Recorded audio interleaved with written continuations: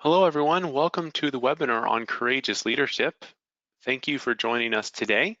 We're going to get started in just another second. We'll start in 30 seconds, wait for people to filter in. While that's happening, we'll just go through a couple of the high-level points here.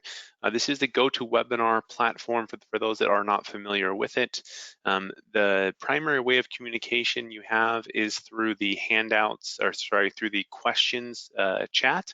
You're welcome to put in any type of questions you have into there. Those can be questions about the webinar, questions about the session that we have today, any questions at all. We'll answer those privately through text or publicly. If everyone has a lot of the same questions, we'll make sure to filter those through. Thanks again for joining. We're going to go ahead and get started. We'll take care of a couple more housekeeping items as well, just giving 1 or 2 last seconds for a couple people to join.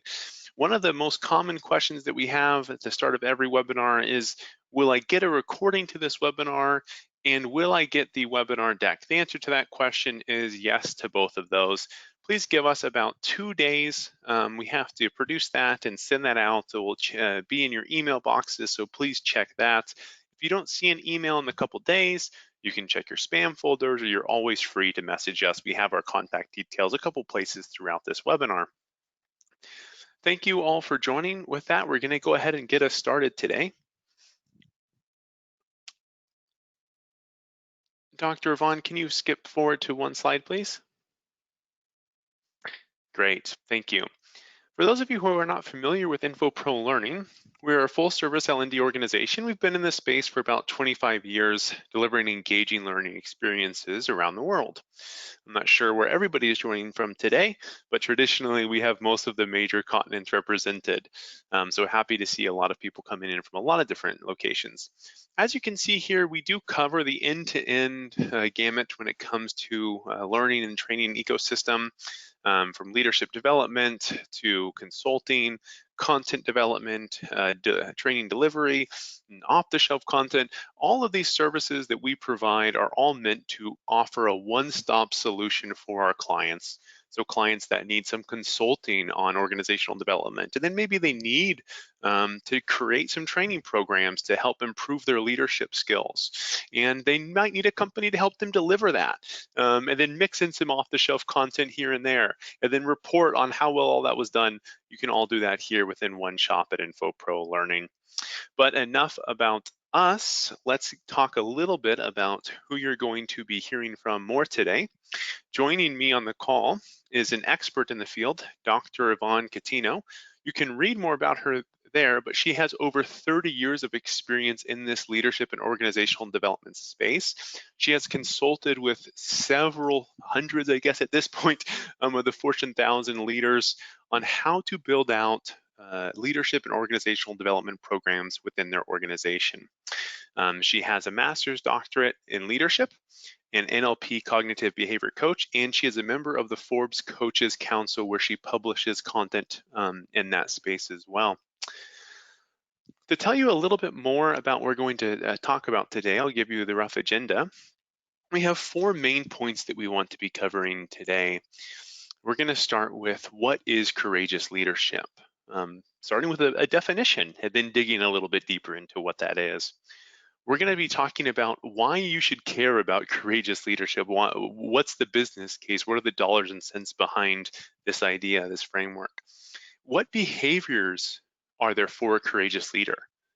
Well, in a personal sense and in the business sense, how does that represent itself, being a courageous leader?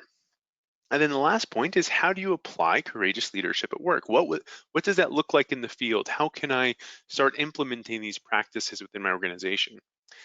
I think it's important to call out that when we look at this webinar and what we're hoping to do here, a big reason we put this webinar on is we had a lot of organizations coming to us due to a lot of the dynamic nature surrounded by COVID-19 and the impact that it's had on organizations. A lot of our clients came to us and said, I need a new way to train my leaders. The problems that I'm facing today are not the problems that I was facing 3 months ago. What do I do? How do we prepare our leaders to manage in an environment like this? How do we teach our people to be beacons of light when they don't get to see their team on a daily basis? They don't get to take them out to lunches. So what does this leadership look like today? And so instead of having these one conversations with all of our clients, we thought, let's have a webinar and share what we're seeing and a type of leadership, courageous leadership, that is very well suited to manage in today's environment. As a reminder, some questions have already come in. I will say one more time and I'll answer it as well. This recording will be delivered a couple days after the presentation, and the PowerPoint deck will be as well. So if all you want to do is sit back and listen, you're welcome to do that. With that, I'm going to pass it over to my colleague and my friend, Dr. Von Catino. The floor is yours.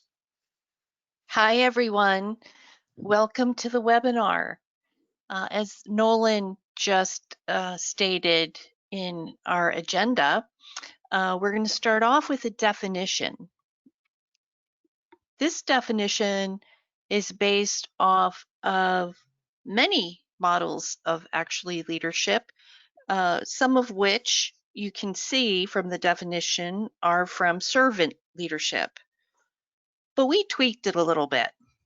And we tweaked it based on some factors that have occurred since the first of the year. And we're going to talk a little bit about that. Now, I just also want to add, this definition is going to come up again later on, so don't worry about writing it down. We'll have it later. Have any of you ever felt like this? I know I have during my career, but did you ever follow up those feelings with asking yourself why? This face reminds me of someone who's not engaged, overstressed, pushed to the limit. And what does that mean for us today? Oh, one other thing. I want to remind everyone, if you have any questions, feel free to put them in the chat. I'm going to refer to the chat. When I'm asking a question, I'm going to ask you to post in the chat so we can make it a little more interactive than just one way. Okay, so back to the presentation. The biggest challenge leaders face today is engagement.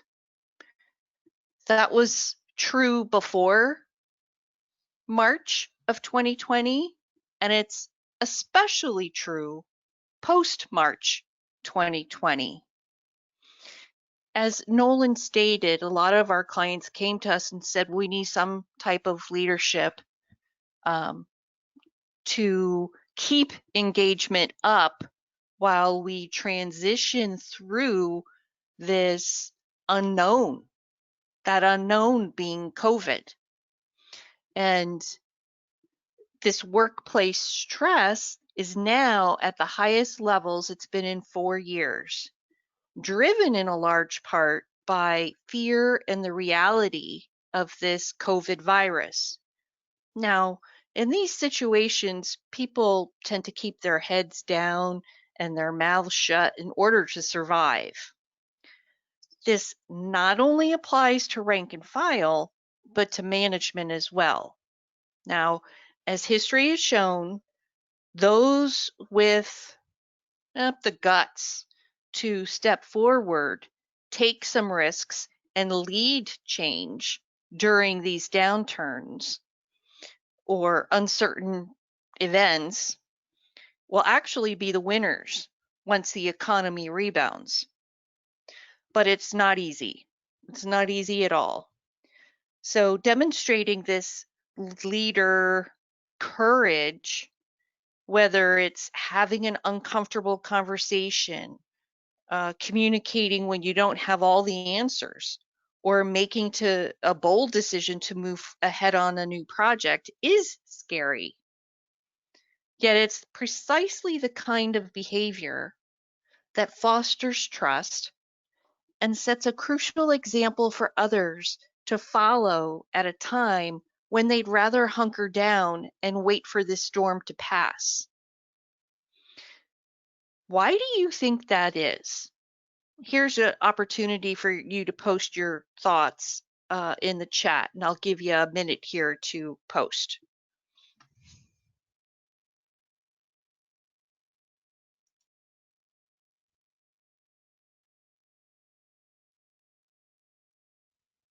Can you repeat the question, Dr. Vaughn? And as a reminder, with this poll, you actually answer in the question field. I know that's a little bit odd, but can you repeat the question, please, Dr. Vaughn? Sure. Why do you think this courageous behavior that fosters trust and sets a crucial example for others to follow is so important when employees are just so focused on hunkering down and hoping this storm is going to pass? So why do you think that's important, this courageous leadership?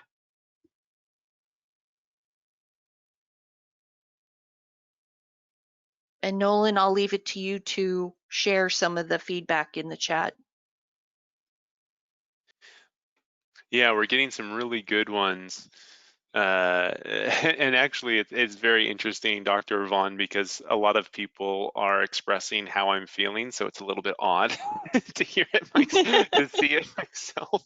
So I appreciate everybody actually writing these out because it's very therapeutic for me. So we're seeing a lot of people say, and the first one that came in that had this was a Michelle Murphy said, showing a light at the end of a tunnel. Mm, Another good one we have here is from a Melissa. It shows vulnerability and transparency, which builds mm-hmm, trust. Um, uh, Not having face-to-face contact is such a challenge for managers, but leadership will ensure the survival of the organization even during these times. Great comment by Joyce. A couple people echoing vulnerability as well. Trust is obviously, I'm seeing trust mentioned a lot throughout here. Um, some really good ones just giving.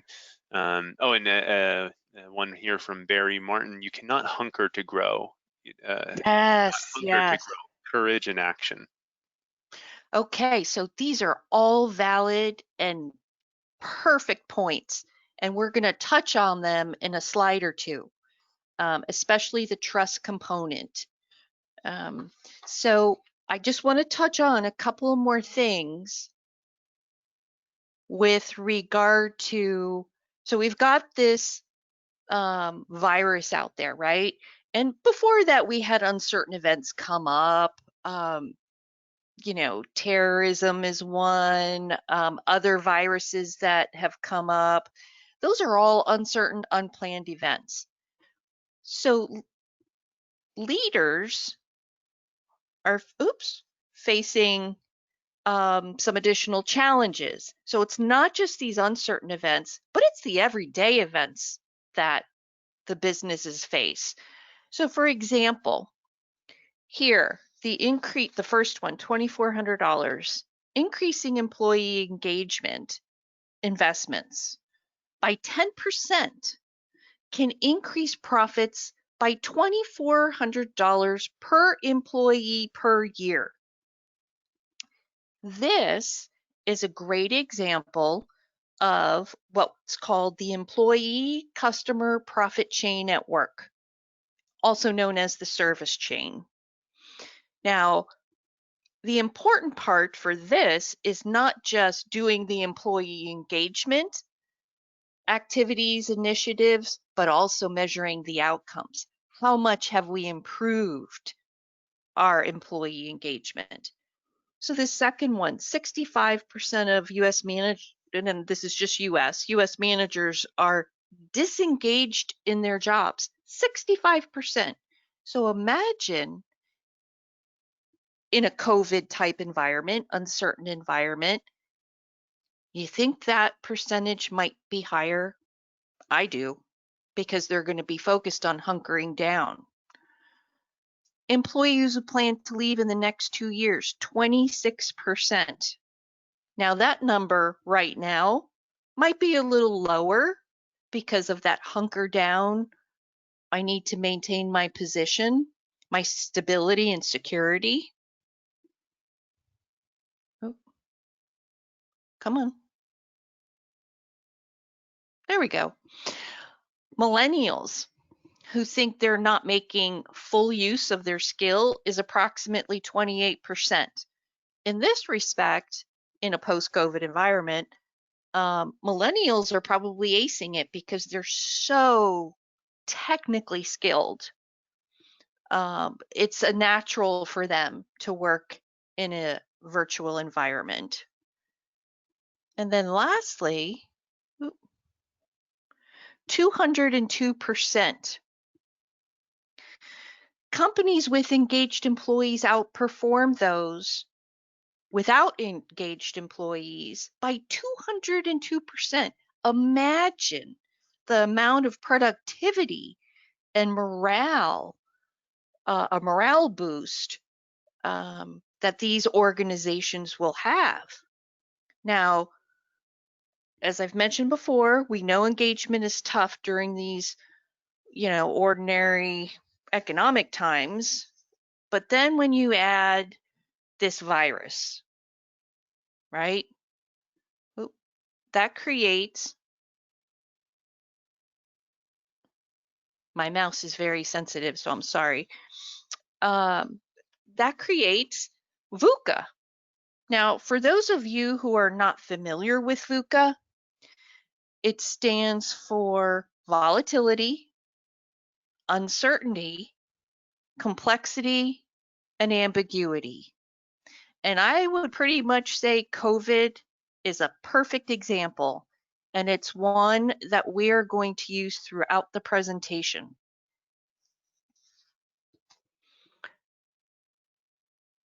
All right. This just talks about organizational health. Organizational health drives back to employee engagement. The best companies to work for, obviously, they have high levels of employee engagement and commitment. Why?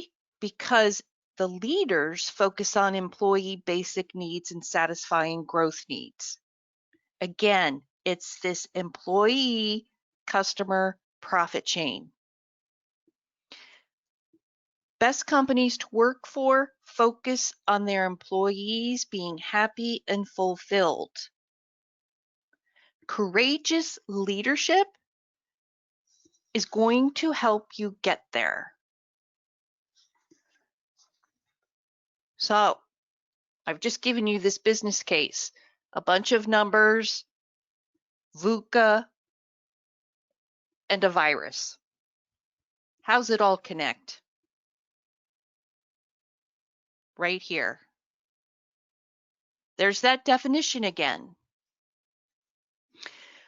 Positive intent is the heart of courageous leadership. And then it has these 4 other areas, and they all overlap. The communication, influence, caring, and service. Leadership that begins with positive intent helps human beings self-lead and choose effective behaviors. With this proper intention, we can choose to act positively, right? This is about identifying and meeting the legitimate needs, not wants, of those we lead. When we meet the needs of others, we will, by definition, be called upon to serve. When we serve others, we then build influence. And when we build influence with people, then we've earned the right to be called a leader. This is an aspect from servant leadership. Now, here's another question to go to chat. What aspect of our definition stands out to you? Which is the most challenging? And I'll give you a minute to post.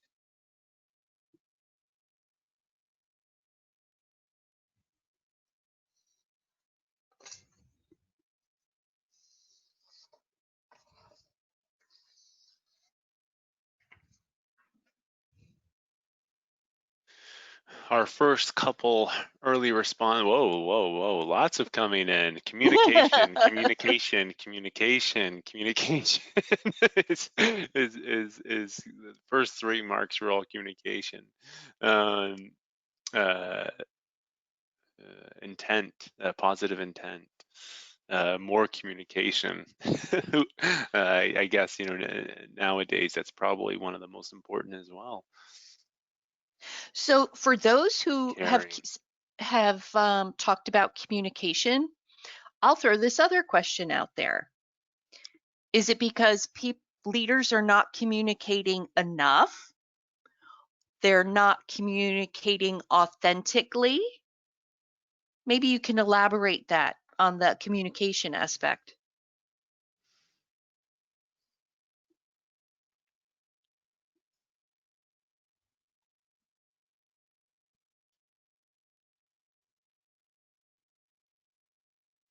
Yes and yes to those Oh, things. okay. Employees are hiding. They are ignoring communication. Oh, here's a really good one. I feel this as well. Um, Quantity over quality. Very nice. Lack of Ooh, authenticity, super important. Um, so this one from Jenna, I really appreciate this. A great comment. Leaders are communicating what they know now. The environment keeps changing, so it leads to mistrust. So, the leaders are not trying to be distrustful, but when they say something and that becomes out of date quickly, people take that as a lack of trust. Very, very interesting, very true comment. Very good. okay. This next slide, as we transition, we're going to talk about the aspects of positive intent because that's the heart. And what I'm hearing from these comments in terms of communication is perhaps this positive intent is not coming through. I could be wrong, but just from those few comments, that's kind of what it sounds like. So let's talk about honesty. Honesty is more than being free from deception. It's also that tough side of caring, and it brings it balance. It's clarifying expectations, delivering bad news, and being upfront about it, and actually giving feedback. We know as professionals that, skirting giving someone some bad feedback doesn't help the employee any. If anything, it just prolongs that person's um, maybe substandard performance. So it's actually a gift of caring and service to that person when you're honest with them in how they're doing.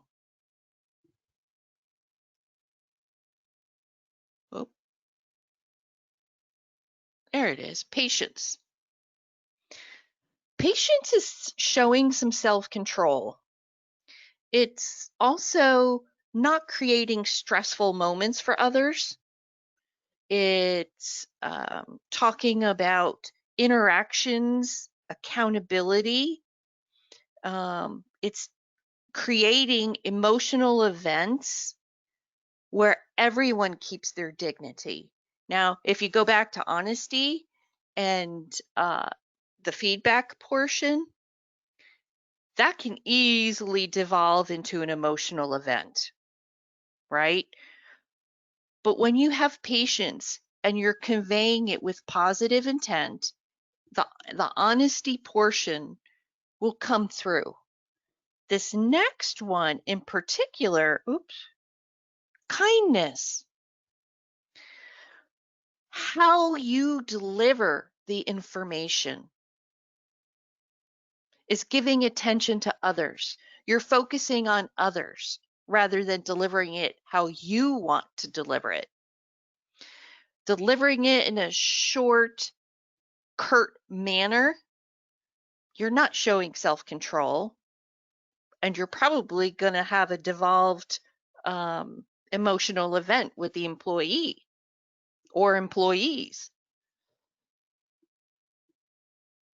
If you go to humility, speaks to what that other participant said about being authentic and without pretense.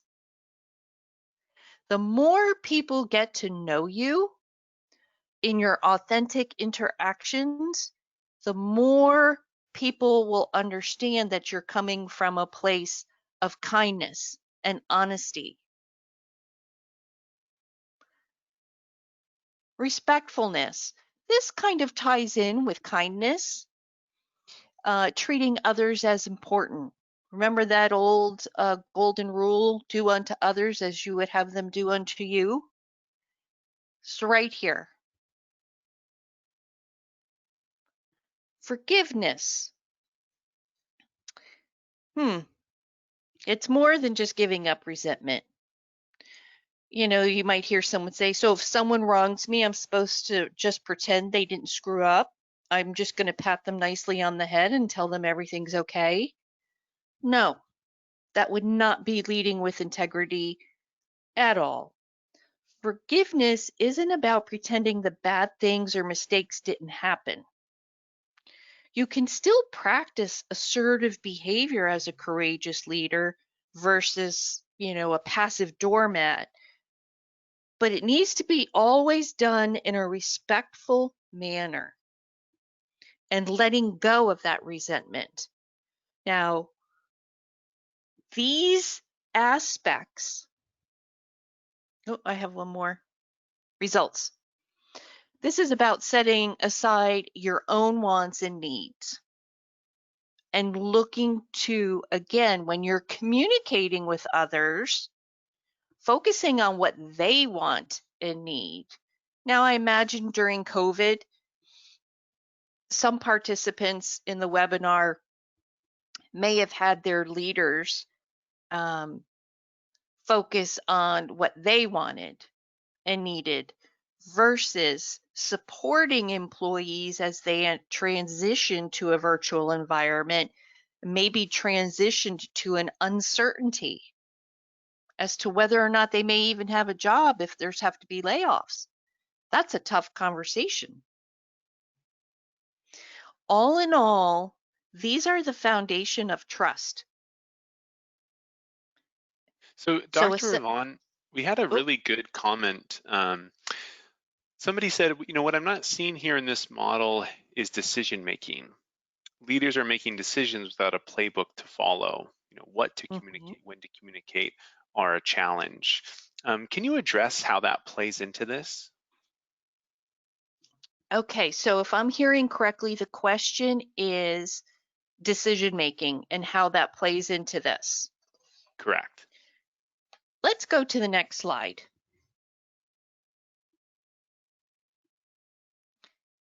Here's some scenarios where the behaviors, the positive intent translates into traits of courageous leaders. So courageous leaders will deal with the reality of a situation rather than push aside and pretend it never happened, right? Now, that is a conscious decision. Let's look at number 2. Does not avoid conflict or bad news. In these days, they're kind of tied together. It is a conscious decision to act. So in that respect to that person's question, how decision making, all those aspects, these, I have to go back all one by one. Here, hopefully you can see my cursor. This guides the decisions for communication, for influence, for service, and for caring. I've got a couple of more examples. And Dr. Vaughn, would it be maybe fair to say then that when you're a courageous leader, your playbook, so to speak, is there positive intent in my communication? Now things may change, things may be perceived differently, but I'm not in control of that. It's the Correct. positive intent is my North Star. That is my playbook.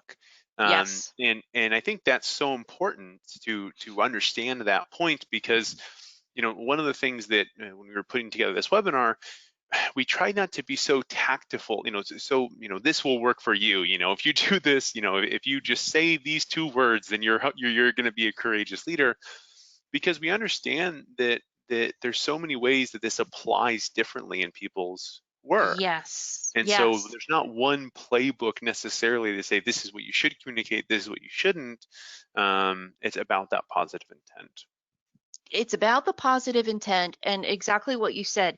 Everybody's culture in their organization is different. And then you also have subcultures that complicate things within an organizational culture. And so everybody's playbook is going to be different. It would be customized. But let me finish these traits and I'll weave them back, and maybe that'll help the person with regard to the decision making and the playbook. Encourages appreciative inquiry and debate for growth. This goes back to the participant who had mentioned about if you're hunkering down, you're not growing, right? Exactly. Sometimes you have to take those bold decisions in order to grow. You may fail, right? Or it may not turn out as well as you had hoped, but you tried it and you learned from it.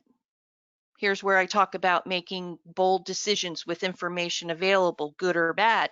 When COVID first came out, we didn't know what was going on. All we knew was this deadly virus. The decision by leaders to have people work from home virtually, the timing of those decisions, how did their decision making play into that with regards to positive intent? I know of one leader in particular, um, and a couple of others actually, who were very aggressive in their take on the COVID.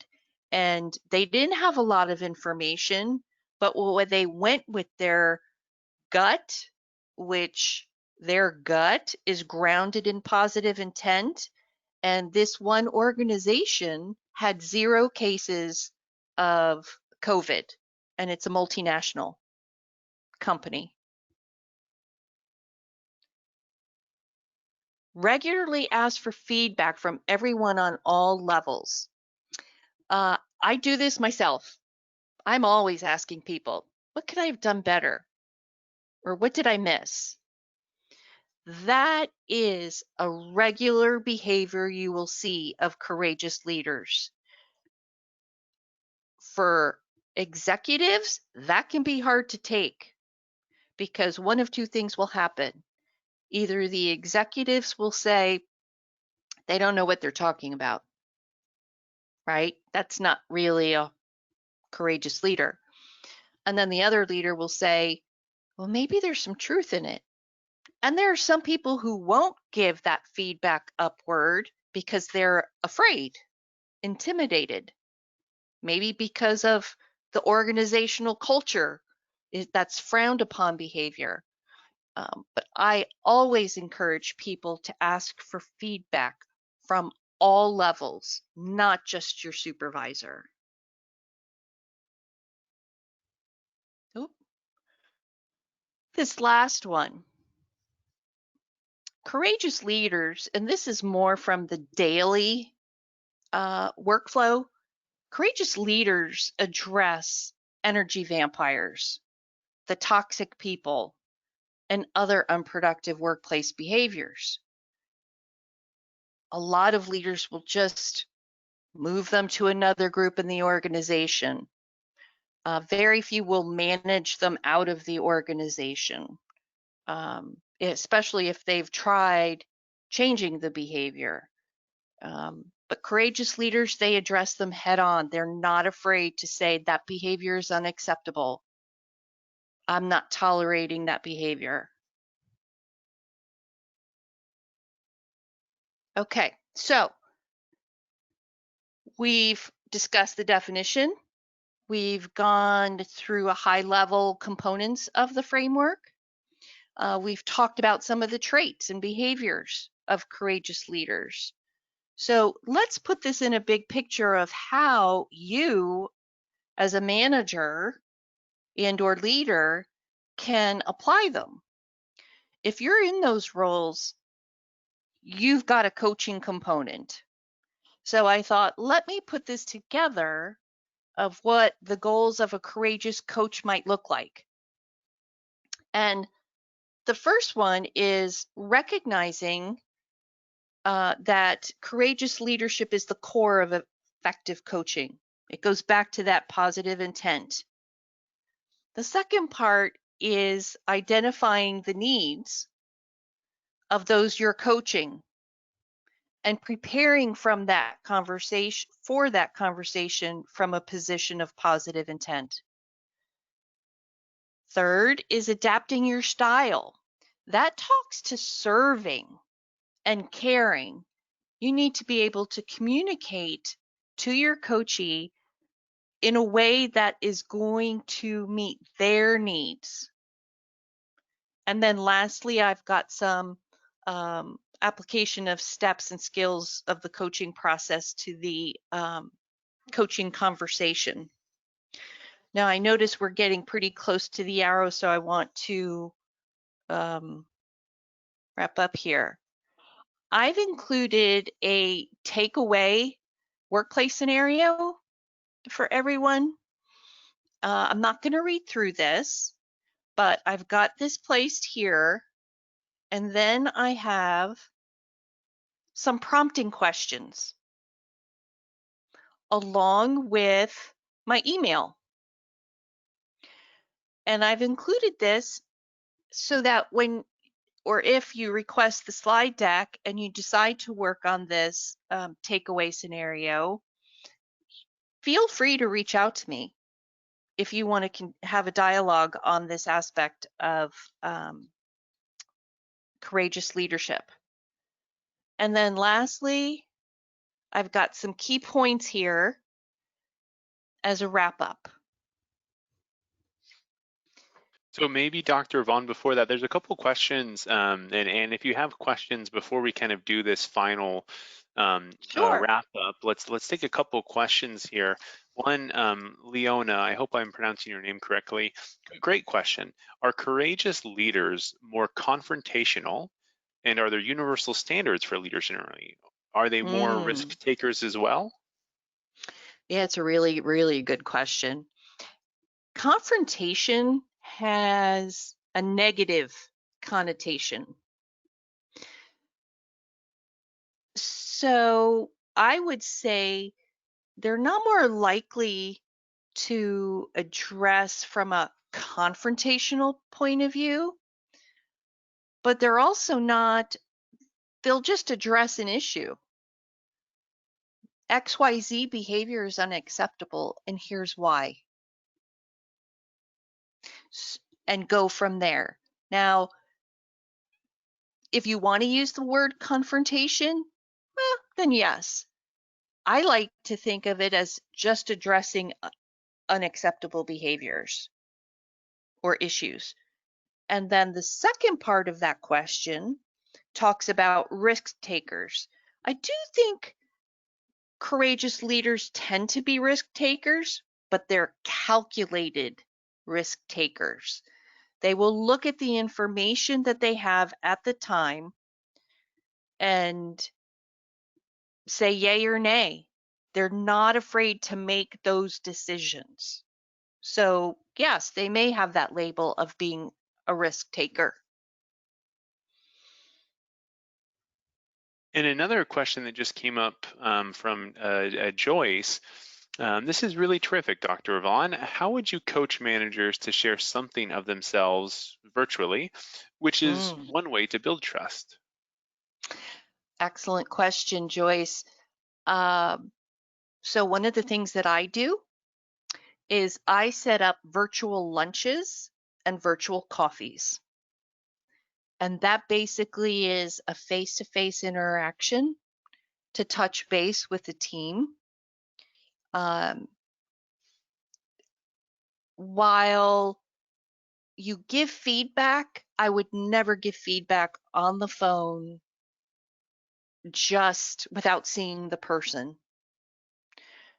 I think it's ideal that you just have that interaction face to face. And that means having video up via FaceTime or Skype or Zoom or whichever one that you use. Did that answer the question, Nolan? I think I might have gotten off.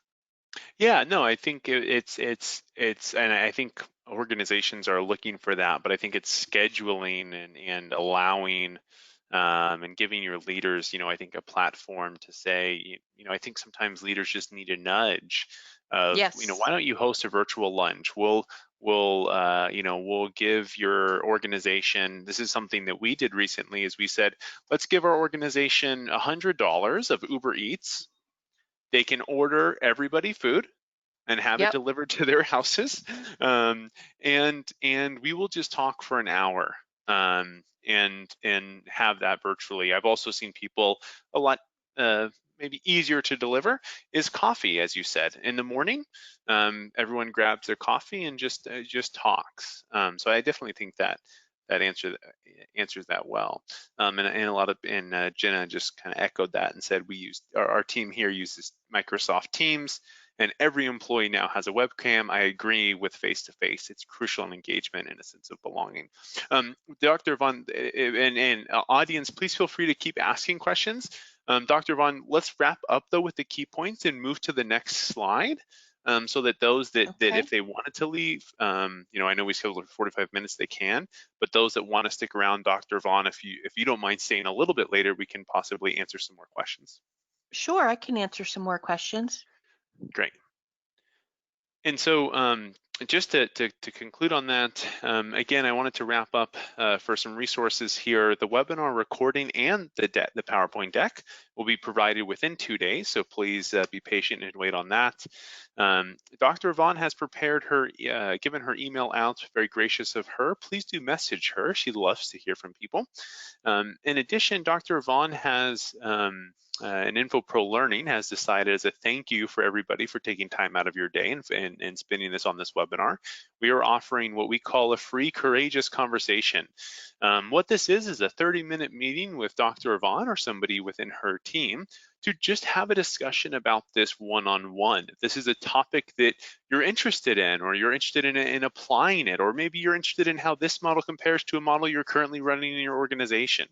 Very insightful. Dr. Vaughn obviously is having these conversations with lots of other leaders as well. So maybe if it's just a pulse check to see what others are doing, please do submit your request to info@infopro learning instead of Dr. Vaughn directly, just because there's 4 or 5 people that helped with the scheduling of the info one. Might be a little bit easier to do that. Some extra services that we have, as I mentioned at the beginning, we are a full service organization here. If you have any needs when it comes to leadership or organizational development, we're a great resource for you. We can handle really everything from creating the stuff to going and delivering it. Something really popular today, speaking of the virtual sessions, is to help deliver virtual trainings, whether that's actually finding a great instructor or just managing the team's or virtual Zoom environment. And we also have a great number of off-the-shelf content. One last thing that I will say before I'll come back to any questions that are coming in, and please do ask them, is I'm going to place a link in the chat. This is to our, if you'll forgive me one last promotion, I'm going to place a link to our next webinar. It's coming up, I believe, in about 2.5, 3 weeks now. We hope you all can attend. This one's a similar topic, but it's how you can use the new normal to create a competitive advantage in your organization. speaking to what Dr. Yvonne said earlier, sometimes people that are seen as leaders are more risk takers. We are seeing a lot of organizations who are courageous leaders, if I can use the term, are using a situation like this to really transform their organization much faster than they were able to before. The CEO of Microsoft said just recently, our organization has gone through more transformation in the last 3 months than we have in the last 3 years. And I think a lot of us in this space are in there. So if you have more interest in that, please click that link and register for that completely free webinar. We are hosting it with the CEO of Foshway Digital, which is an analyst firm in Europe. So with that, that concludes our formal webinar setting. If there's any questions, I still see we have a good number of people sticking around. Please submit any questions. If I didn't get to your question, please do make a note, write it again. If I somehow missed it, I'll try to scroll back up through and try to find any questions. But thank you all for joining, and we'll try to get to as many questions as we can here if they come in.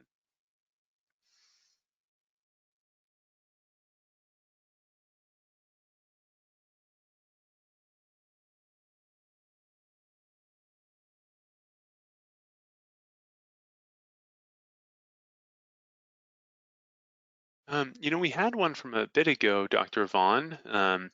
What is your observation on organizations in promoting courageous leadership, since purpose-driven rebel actually displays care for the organization while others may view it with bias?